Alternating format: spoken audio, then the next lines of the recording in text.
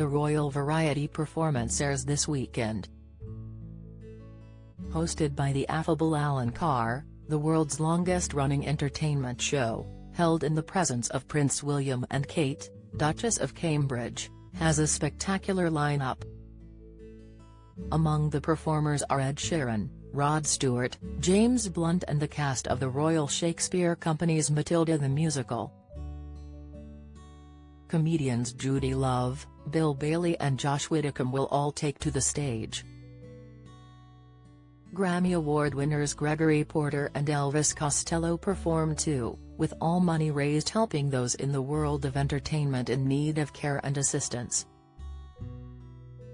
Mr. Costello recently confirmed a 13-date UK tour for next summer, kicking off at the Brighton Dome and closing in London's Eventim Apollo.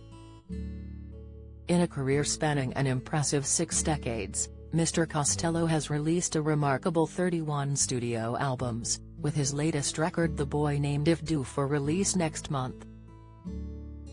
He has been inducted into the Rock and Roll Hall of Fame, and was voted number 80 on Rolling Stone's list of the 100 greatest artists of all time in 2004.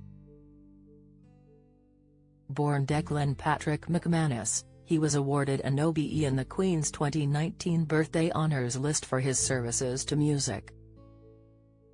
He penned an open letter upon being granted the title, admitting he almost refused it. He wrote, "I am happy to accept this very surprising honor.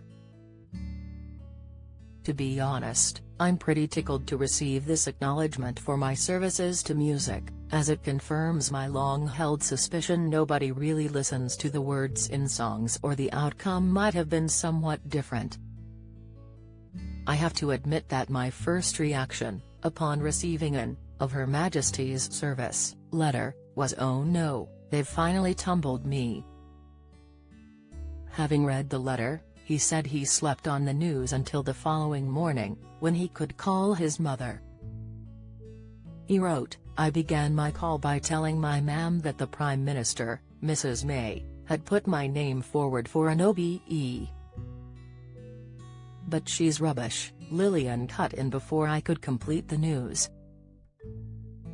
"Well, that aside," I said, "of course, I won't be accepting the award." His mother told him to accept the award, arguing if something is deserved then one must be gracious in acceptance. He also accepted the award in tribute to his 2 grandfathers, both of whom served in World War I.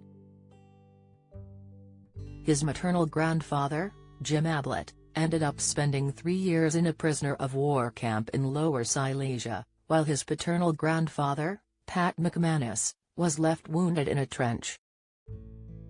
Mr. McManus was posted missing, presumed dead, but later turned up in a military hospital. Mr. Costello wrote, "100 years have passed and the British Empire doesn't exist anymore, but our family is still thriving and playing music. So, it is in the memory of those 2 British Army soldiers and because my ma'am told me to do it, that I can proudly accept this award." He continued, "It would be a lie to pretend that I was brought up to have a great sense of loyalty to the crown, let alone notions of empire. I used to think a change might come, but when one considers the kind of mediocre entrepreneur who might be foisted upon us as a president, it's enough to make the most hard-hearted Republican long for an ermine stole, a scepter and an orb." Mr. Costello was alluding to then-President Donald Trump in his letter, it is believed. Some of Mr. Costello's lyrics have caused controversy in the past, notably his 1989 song Tramp the Dirt Down. The song anticipated the then Prime Minister Margaret Thatcher's death, so that he could stand on your grave and tramp the dirt down. Social commentary regularly plays a part in his songwriting. Other tracks with a political undertone include Pills and Soap and his breakthrough song Oliver's Army. Elvis Costello's performance at the Royal Variety performance airs on Sunday evening at 7:20 p.m.